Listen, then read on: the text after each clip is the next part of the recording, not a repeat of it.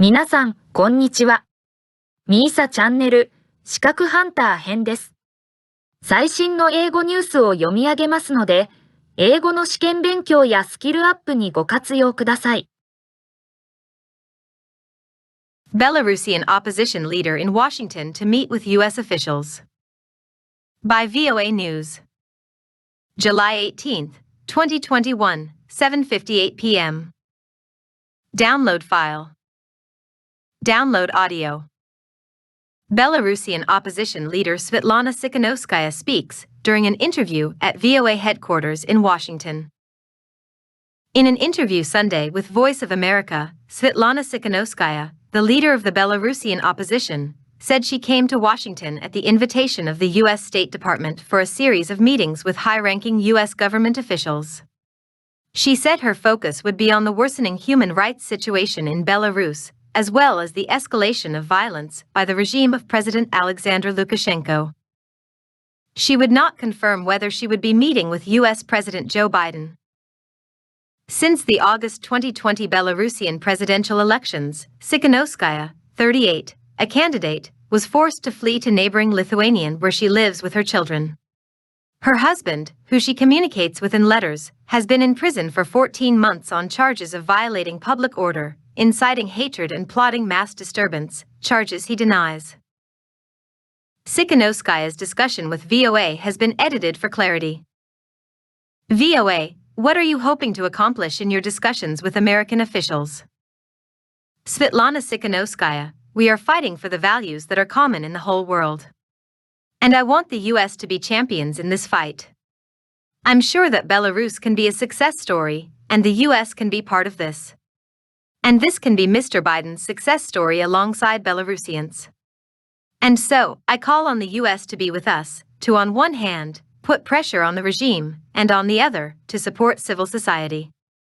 It's very important when a regime is destroying everything in Belarus, destroying mass media, destroying all the demonstrations. It's extremely important to support all those people who show their braveness and strength to not give up. VOA, in what capacity are you here? Tsikhanouskaya, you know, people call me by different titles. But I prefer the national leader of Belarus. I'm the leader of Democratic Belarus because I'm the person who people voted for in the last elections. But the regime stole this election from the people, and I have the mandate from the people to represent them inside the country and in the international arena. It's impossible for me to be in Belarus at the moment because I will be imprisoned immediately.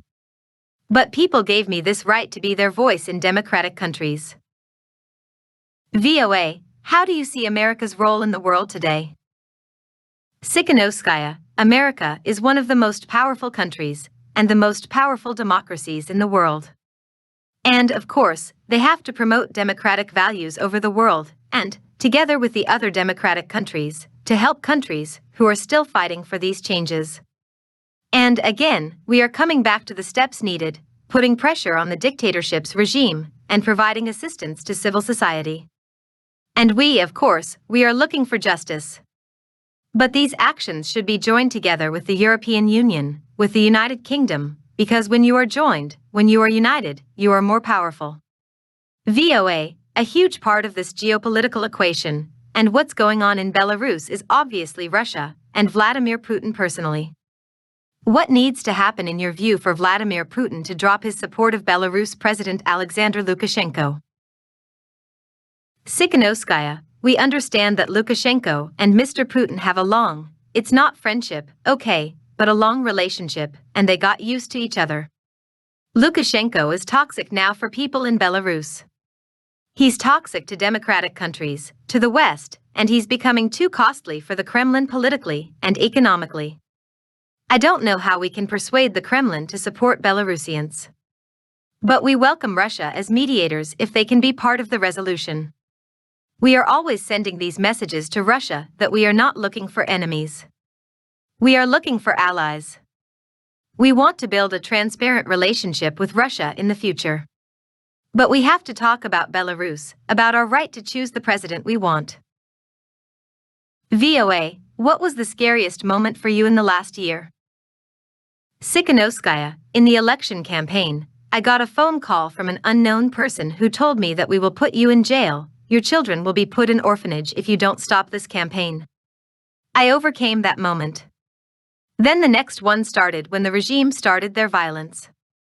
They beat so many people, tortured people, and we, the whole world, saw this. You know, blue bodies of those who were released from prisons. And it is continuing. This is the scariest, the most painful moment, and I underline that it's still continuing even if there are no pictures. VOA, can you tell us if you are meeting with President Biden? Sikhanouskaya, no, I really can't supply you with this information. But I hope that I will have the opportunity to talk to Mr. Biden, as a promoter of democratic values in the world.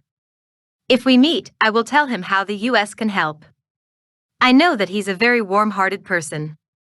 I want to tell him about all those people who are in jail, about their relatives, about how, despite torture and violence, they are strong, they are brave. They continue to fight, and I want to ask Mr. Biden to promote the Belarusian issue in the world, to stand with us, to be braver and stronger and faster in helping Belarusians in this difficult situation. 以上で今回のミーサチャンネルは終了です。最後までご視聴いただきましてありがとうございました。よろしければ高評価とチャンネル登録をよろしくお願いします。